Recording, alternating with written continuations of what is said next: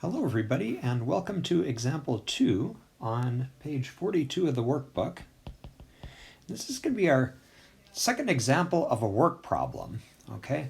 Let's read this question together. So we've got a 45-meter long rope with a mass of 30 kilograms. It's dangling over the edge of a cliff, and ignoring friction, we would like to know how much work it's going to take us to pull the rope up to the top of the cliff. Okay, so I'm going to attempt just a rough picture of this so that we can see the situation. So we've kind of got our cliff here. Okay, and you can think of the rope as just hanging over the edge. Okay, and this is a pretty thick rope that we're talking about. And they're telling us in the problem that its length is 45 meters. That's the rope that we want to move up. Okay, and part A starts us off with a possible solution, and they're telling us that there's something wrong with this solution. Okay, so let's look at this and see if we can figure out what the problem is with this solution. So they're taking work to be force times distance. So far, so good. 294 newtons. If you're wondering where that comes from, that's basically just taking the mass of the rope and multiplying by the acceleration of gravity. Okay, so 30 kilograms times 9.8. Okay, which ends up being 294. You can check that. Okay, so we're just taking the weight of the rope, 294 newtons, and multiplying by the distance, 45 meters. Sounds reasonable enough, doesn't it? Okay, well, what's wrong with that solution then? Why can't we do it that way? Okay, well, hopefully you did a little bit of thinking about this, and there are different ways of explaining what's wrong here. But one way is to kind of focus on the rope itself. Does every piece of the rope have to move 45 meters? Well, some of it does. So if you talk about the point at the very bottom of the rope, that is going to have to move 45 meters to the top. But what about a point in the middle of the rope, for example? Right here, does that have to move 45 meters to get to the top? It doesn't. It only has to move half of 45 meters. So kind of the problem here is that we're making an assumption when we write this down, and that assumption is that the entire weight, 294 newtons, has to move 45 meters, and that's simply not true in this case. All right, so let's just briefly put that into words. So not every part of the rope moves 45 meters. Okay, so a correct solution is going to have to take that into account, that each piece of the rope moves a different distance. Okay, and so we will move to the next page and see if we can offer a correct solution to this. Okay, so I'm just going to try to redraw the picture that we have again. Okay, so same picture that we drew with the rope before. And because of the fact that every piece of the rope has to move a different distance, we're going to use a chopping up approach here, kind of like what we did back when we were talking about volume. We're going to think of slicing this rope into pieces that are really tiny. Okay, and just focus our attention on one slice of the rope at a time. So that particular slice has to move a particular distance to the top, which I'm going to call y. And what we're going to do is to see if we can figure out what the work would be needed to just move that one slice of rope to the top of the cliff. Okay, I'm going to label that with slice just so that when you hear me use that word, you'll know what I'm talking about. Okay, so thinking back to what's involved in work, there were two pieces, force and distance. Okay, and in our case, we're talking about the weight of the rope as the force that we're moving against. So let's start by seeing if we can write down an expression for the weight of this slice. Okay, and I claim that we can break down this weight into a few pieces. I'm just going to write these down, and then we'll talk through it and make sure that we're clear on where these pieces are coming from and why they work. So I claim we can get the weight by taking the density times the length of the slice times the acceleration of gravity. Okay, we can convince ourselves that those work by thinking about units here. So how would the density of the rope be measured? Well, it would be measured in kilograms mass per unit length. We're talking about a one-dimensional rope, so we're talking about mass per unit length. Okay, then we move on to length of the slice. How is length being measured in our problem? Well, it's being measured in meters. Okay, and then finally we move to acceleration of gravity, which is going to be measured in meters per second squared. Okay, what units do you get if you multiply all those units together?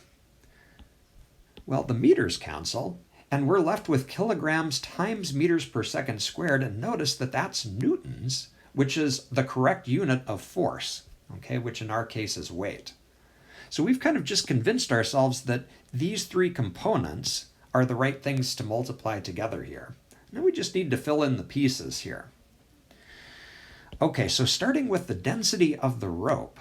Okay, to get the density, we need to think about its total mass and then divide it by its total length. So if you peek back on the previous page, the total mass was 30 kilograms. And its length was 45 meters.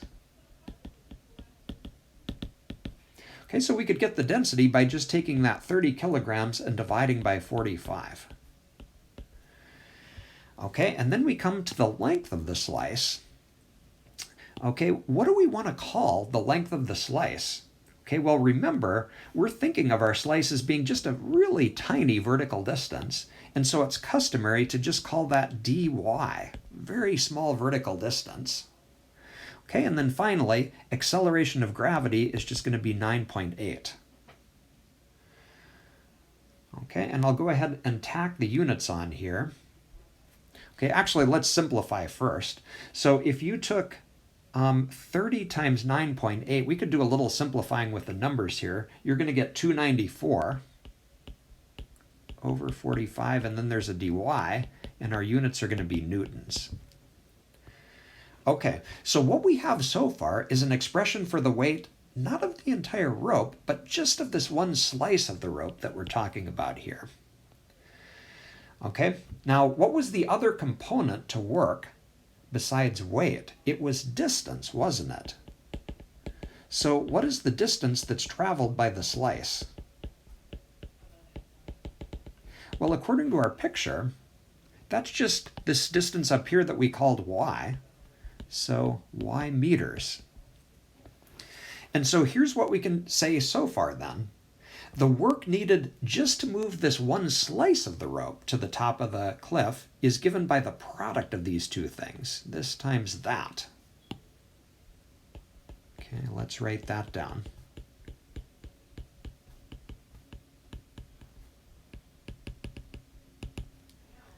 (294 over 45 times y times dy). Okay, now are we done with the problem here? Okay, we actually aren't, because all we've measured so far is the work needed to move the slice of rope to the top of the cliff. We want to know how much work does it take to move the entire rope to the top of the cliff. Okay, so what we need to do is to add up the work that it takes slice by slice, and we're going to get the work for the entire rope. And how do we add up a bunch of slices? Well, there's a mathematical name for that process. It's called integration. Okay, so the total work for the entire rope is, we're just going to integrate, okay, and add up these slices of work. So inside of our integral is going to go that 294 over 45y dy. And the only thing missing are the limits of integration.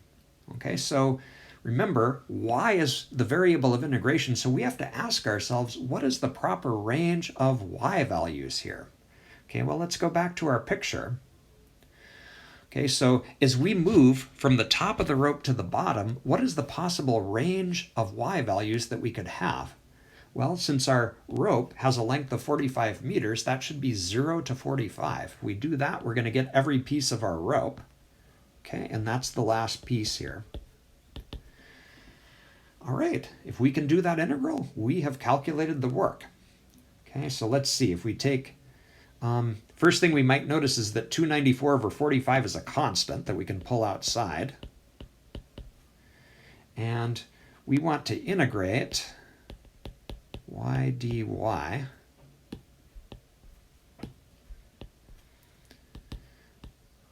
so let's see. We need an antiderivative for y. That's just going to be y squared over 2 by the power rule. We'll evaluate that between 45 and 0, and the last step is to just go ahead and substitute in our limits. So let's see, 45 squared over 2, plug in that lower limit. We're just going to get 0 for that. Okay, and now it's a job for your calculator. If you punch that in, you're going to get 6615. What should the units on our answer be here? Okay, well, let's scroll up and notice that weight was measured in newtons, distance was measured in meters, so we should get newtons times meters for our work, otherwise known as joules. Okay, and there is a correct solution to our problem.